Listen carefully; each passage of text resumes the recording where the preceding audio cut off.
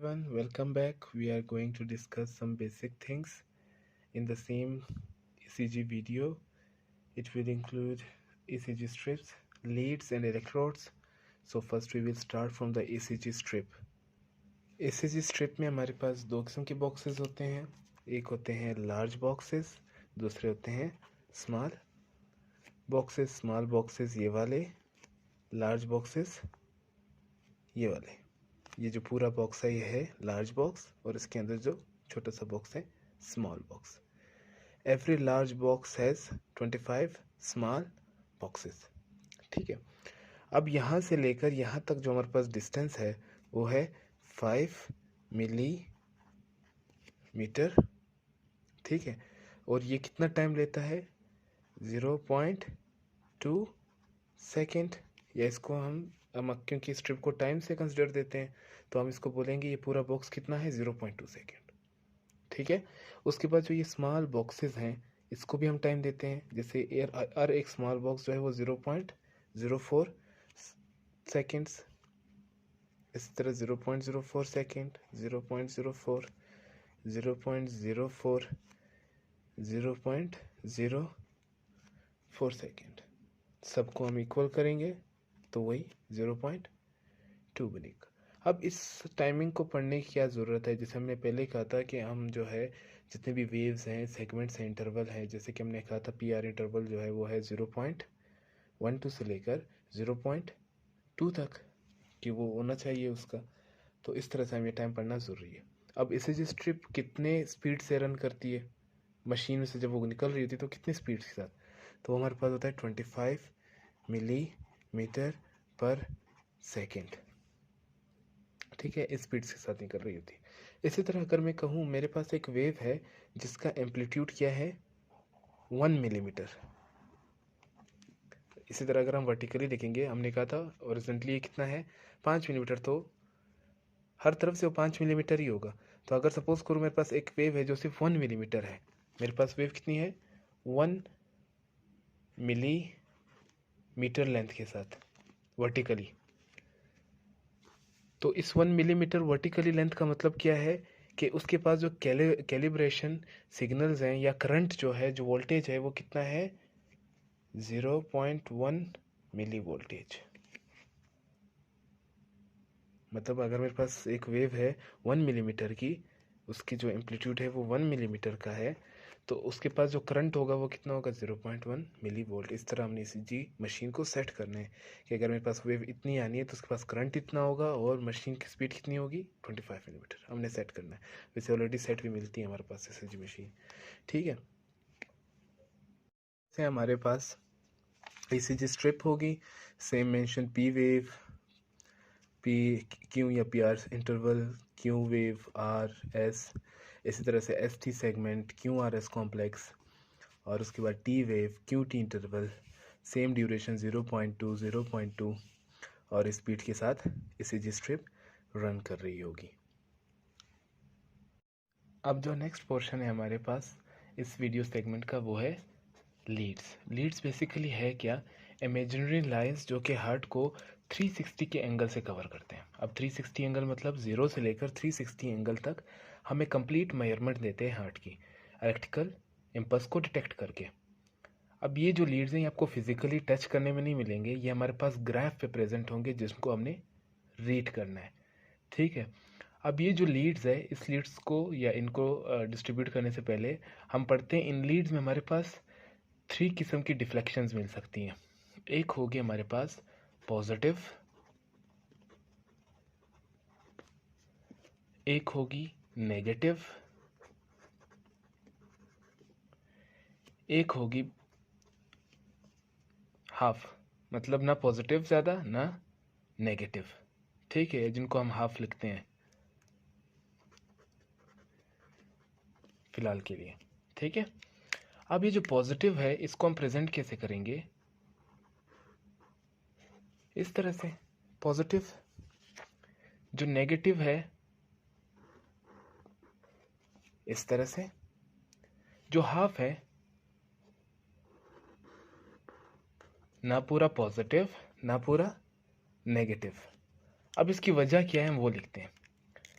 अगर करंट जो है टुवर्ड द लीड आ रहा है, या डिपोलराइजेशन जो वेव है टुवर्ड द लीड आ रहा है, टुवर्ड्स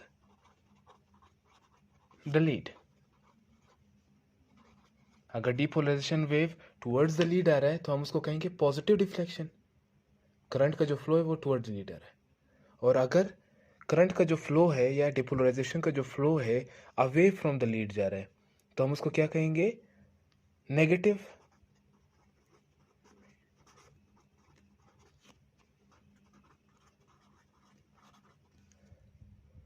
ठीक है, उसके बाद जो हाफ वाला है, अगर करंट जो है वो परपेंडिकुलर टू द लीड हो, परपेंडिकुलर टू द लीड हो,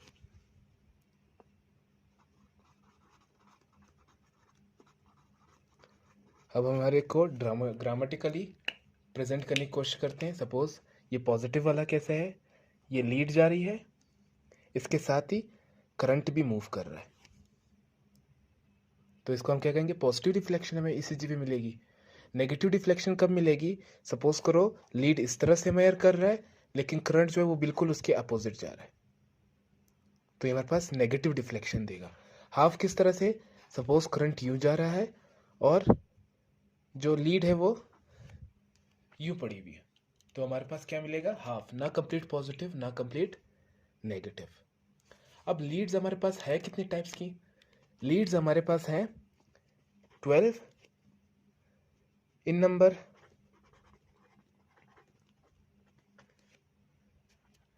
हमारे पास लीड्स हैं 12 इन नंबर। अब इन 12 इन नंबर को हमने डिवाइड किया हुआ है दो में,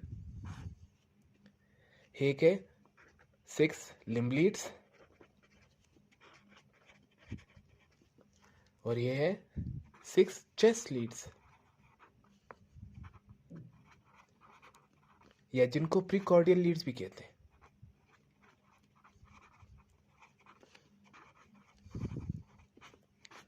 ठीक है, अब हम पहले 6 लिम्ब लीड्स की डिस्ट्रीब्यूशन पढ़ेंगे और लोकेशन, फिर उसके बाद 6 चेस्ट लीड की।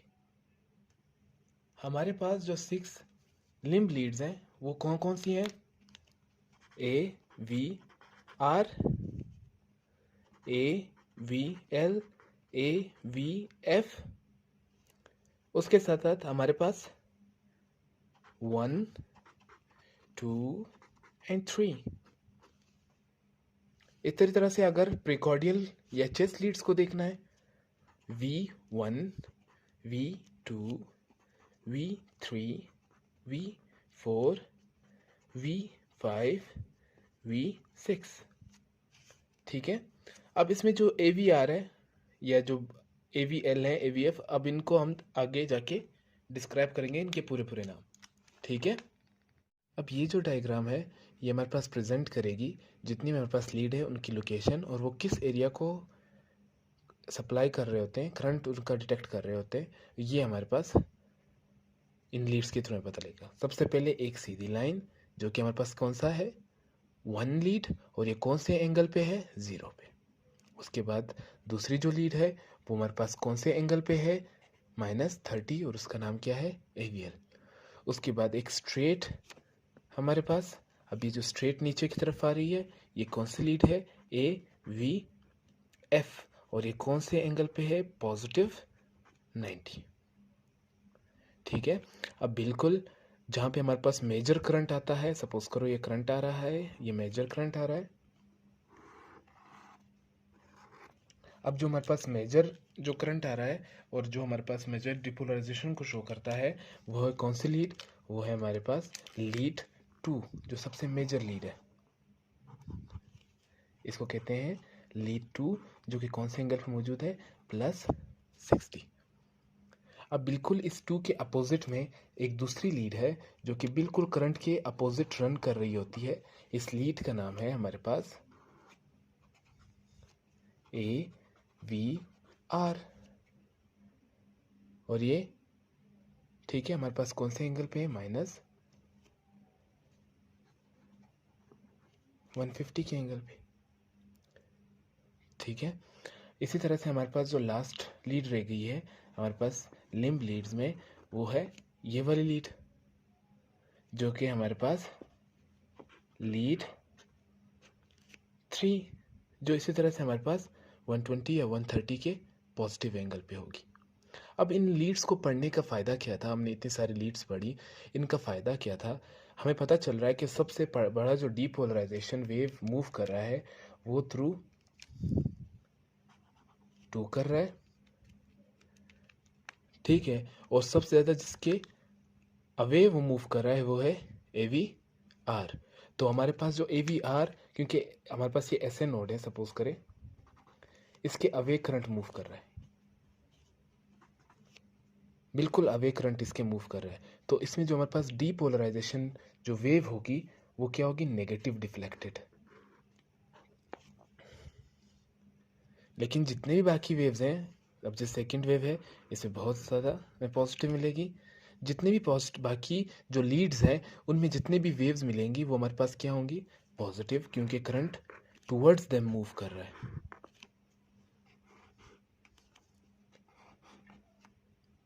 तो इस तरह से हमें लिम्ब लीड्स का पता चल गया कि कौन सी लीड किस रीजन को सप्लाई कर रही है। अब जैसे AVF जो है वो लोअर सेगमेंट ऑफ द या inferior portion of the heart को सप्लाई कर रही है या उससे करंट डिटेक्ट कर रही है।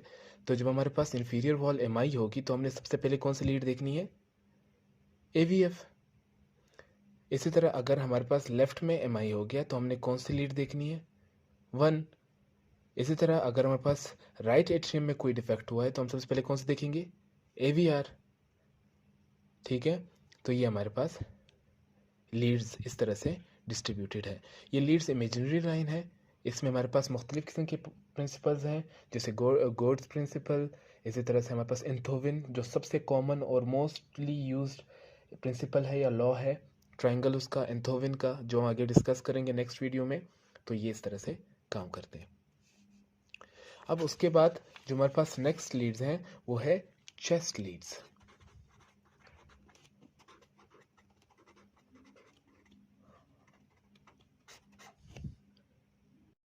चेस्ट लीड्स को समझने के लिए हमने ये डायग्राम बनाई है जो कि है जॉन हैम्पटन्स के बुक में से। ये डायग्राम जो है इसमें हमने हार्ट की एग्जैक्ट लोकेशन बताने की थोड़ी बहुत कोशिश की है क्योंकि ड्राइंग इतनी अच्छी नहीं है। तो इसमें हमारे पास हार्ट है जो कि ऊपर की तरफ से देखा जा रहा है, ये स्पाइन है, ये हमारे पास जो रिब्स हैं और मसल्स वगैरह जो भी अपने कंसिडर करना है, और ये हमारे पास स्टर्नम है।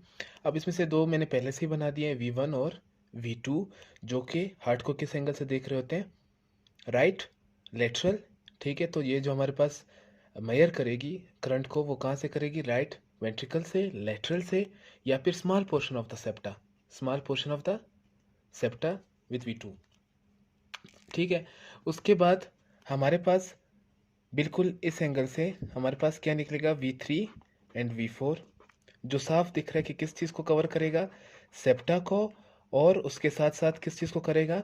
उसके साथ करेगा हमारे पास एंटीरियर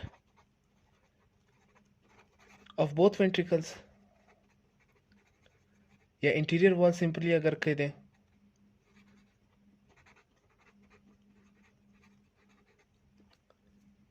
ठीक है। इसी तरह से अगर हम बाकी दो की बात करें जिसमें हमारे पास V5 और V6 आता है, तो ये सामने से दिख रहा है कि ये हमारे पास किस चीज़ को कवर कर रहे हैं? ये हमारे पास लेफ्ट लेटरल को, या हमारे पास जिनको क्या कहा जाता है, हमारे पास बल्क ऑफ द हार्ट जिनको कहा जाता है लेफ्ट वेंट्रिकल को, या इंटीरियर लेटरल जिसको कहा जाता है।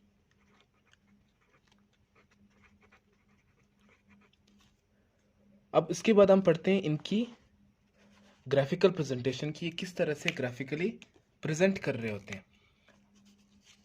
क्योंकि करंट यहाँ जा रहा है और ये यहाँ पे पड़े हुए हैं, तो ये जो है अवे फ्रॉम करंट, जो डीपोलराइजेशन है वो अवे फ्रॉम द लीड्स जा रहा है। तो जो इनकी ग्राफिकल प्रेजेंटेशन होगी वो क्या होगा? नेगेटिवली डिफ्लेक्टेड होगी। सपोज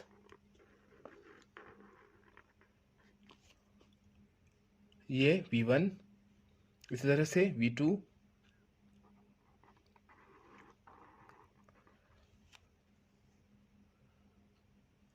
हमारे पास V3 एंड V4 बिल्कुल करंट के परपेंडिकुलर जा रहे हैं। तो इनमें हमारे पास क्या बनेगा? V3 में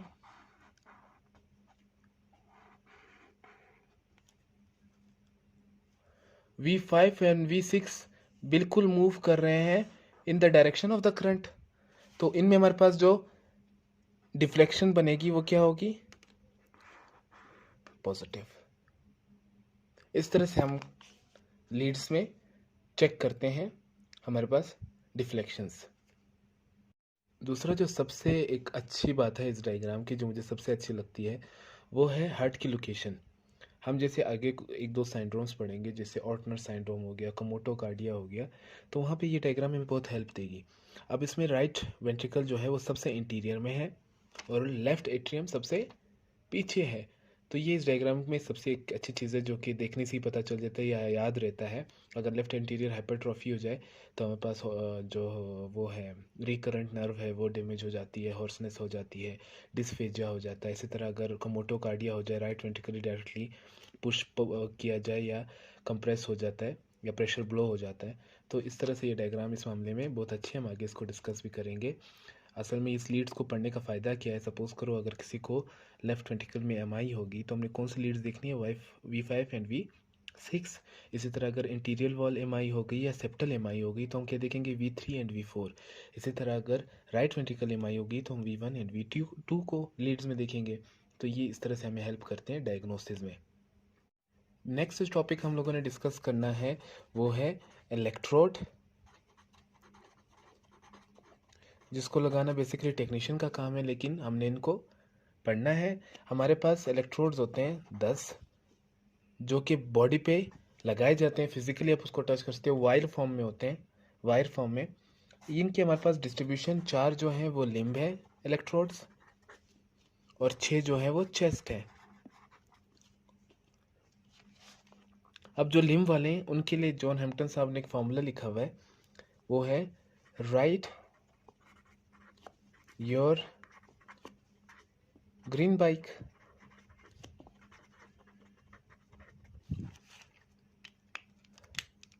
R फॉर रेड, मतलब राइट आर्म पे लगाना है। उसके बाद हमारे पास ये जो Y है इसका मतलब है येलो, जो हमने लगाना है लेफ्ट आर्म पे।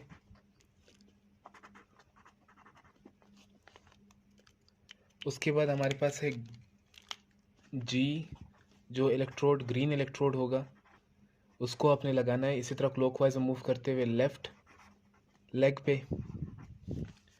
लास्ट में जो हमारे पास B है या बाइक, ये हमारे पास ब्लैक है, जो आपने लगाना होता है राइट लेग पे।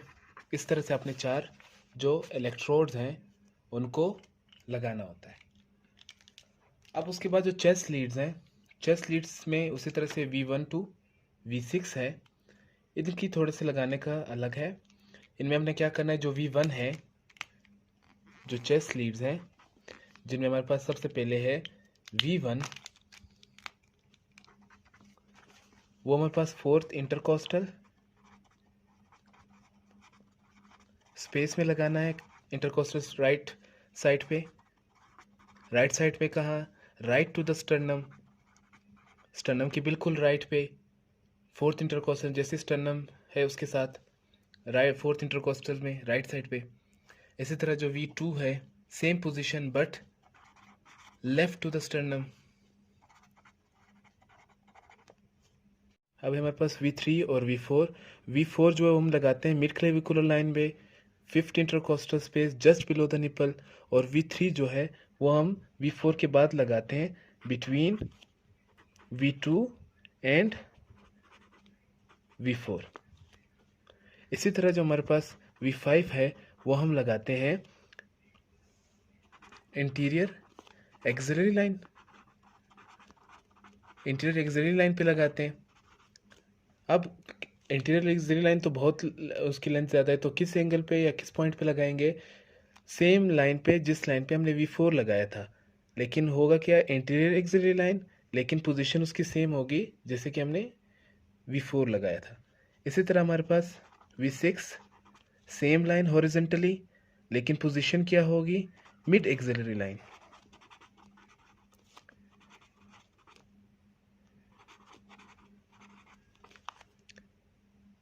इस तरह हमने 6 के 6 चेस्ट लीड जो है वो लगाए हैं।